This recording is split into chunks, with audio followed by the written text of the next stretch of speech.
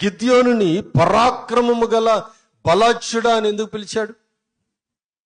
Why did he addressed him in such a way? దేవుడండి మనలో ఉన్నటువంటి సుగుణాలన్నింటినీ కూడా బయటికి లాగుతాడు.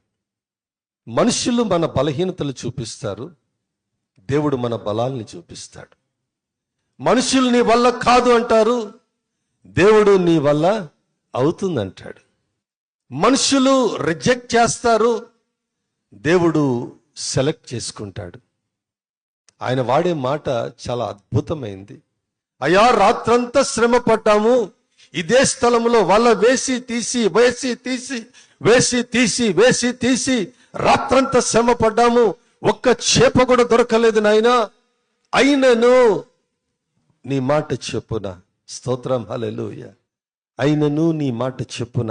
మోషే అంటున్నాడు, నా వల్ల కాదు, నేను నత్తాడిని, నాకు మాటలు సరిగ్గా రావు, నేను చేయలేను, నేను వెళ్ళను అంటే, అయినను నువ్వే నాకు కావాలి, నువ్వే నా కోసం వెళ్ళాలి. స్తోత్రం, హల్లెలూయా.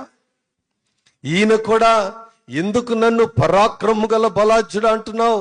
నేను చిన్నాడిని, గోత్రాలన్నిటికంటే చిన్న గోత్రంలో ఉన్నవాడిని, మా కుటుంబం చాలా చిన్నది, నన్ను పరాక్రమం గల బలాఢ్యుడా అని నాకు పెద్ద పని అప్పగిస్తున్నావు అంటే, అంటాడు కదా దేవుడు, అయినను నువ్వే నాకు కావాలి, అయినను నువ్వే నాకు కావాలి అని ఉండకపోతే ఈ జాన్ బాబు ఇక్కడ ఉండేవాడు కాదు.